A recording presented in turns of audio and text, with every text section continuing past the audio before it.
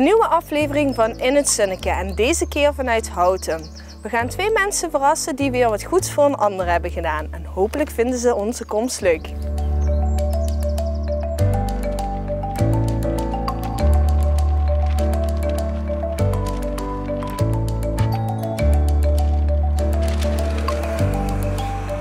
Goedemiddag meneer Daniels. Goedemiddag. Hallo, wij zijn van TV Valkenburg van het programma In het Zinneke. Kent u dat? Ja, dat ken ik, ja. Dat kent u, oké. Hey. Dan weet u ook dat we hier zijn omdat u en eigenlijk uw vrouw ook...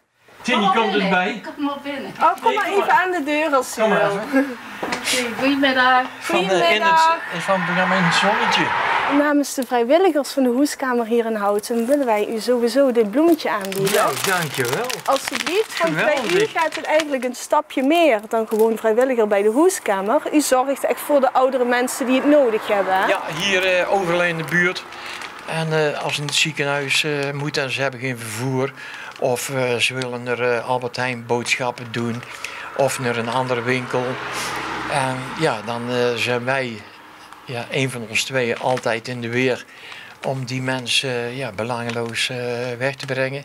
Ja. En als ze naar het ziekenhuis moeten ook, ja, dan moeten ze nog wachten. En dan gaat mijn vrouw, die gaat meestal mee. Ja. Ja, ik woon hier nu ook al 15 jaar en ik ben eigenlijk helemaal mee Houten helemaal vergroeid, zeg maar. Ja. Ik ken hier ook heel veel mensen. Ja. En ja, het is gewoon hartstikke leuk om te doen.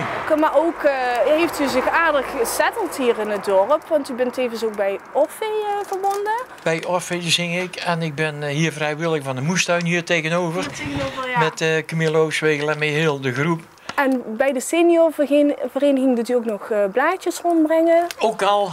Ja, ook al de Nestor rondbrengen hier in Houten bij verschillende mensen. Dus ja, wij zijn nog heel actief bezig hier in Houten. Ja. Ja, wat goed. Ja. Ja, u bent toch nauw verbonden bij het dorp, ondanks dat u niet van Houten maar eigenlijk bent. Nee, ik kom eigenlijk van Brabant. Ja. Dus... En de Hoeskamer, voor de mensen die het niet weten, wat houdt dat eigenlijk precies in? Dat houdt in... Ja, vertel jij Martien. Ja. Nou ja, dat is, daar mogen de mensen komen vanaf 55 jaar. En dan doen ze spelletjes, kaarten maken. We gaan er wel eens wandelen. En ja, allerlei activiteiten, scholen, mensen erger je niet, noem maar op. Oh, u zorgt ook voor het entertainment tijdens die middag. Ik heb begrepen over het kine, dat u wel zorgt voor wat vermaak dan.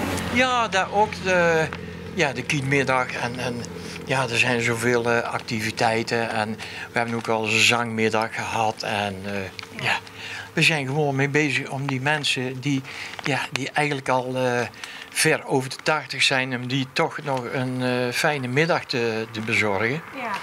En dat lukt tot heden toe nog steeds. Ja. Dus... U zorgt voor veel vreugde bij mensen, en ondanks dat het met u zelf op het moment niet zo goed eigenlijk gaat. Nee, u bent toch wel best wel ziek, had ik begrepen. Ja. Wilt u daar iets over vertellen? Wat heeft u precies? Ik heb 23 juli heb ik te horen gekregen dat ik asbestkanker heb. En met een levensverwachting van 4 tot 11 maanden. En ik zit nu in mijn 8e maand. Maar het gaat nog wonderbaarlijk goed. Ik voel me helemaal niet ziek. Ja. En dan zeggen ze, als je de ziekte hebt, net weinig eetlust en je valt af en je bent moe. Nou, ik ben niet moe en ik eet heel veel. En het gaat eigenlijk nog heel goed. Ja. En zolang als dat nog is, dan blijf ik gewoon doorgaan met wat ik nog kan. En wij wandelen heel veel en het gaat eigenlijk nog goed. Ik maak me daar niet druk over. Nee, maar misschien is dat wel de kracht waardoor u nu nog een hele hoop kan doen. En ik hoop ook dat u dat blijft doen. Dat blijf ik doen, zolang als ik bij neerval, zeg maar. Ja.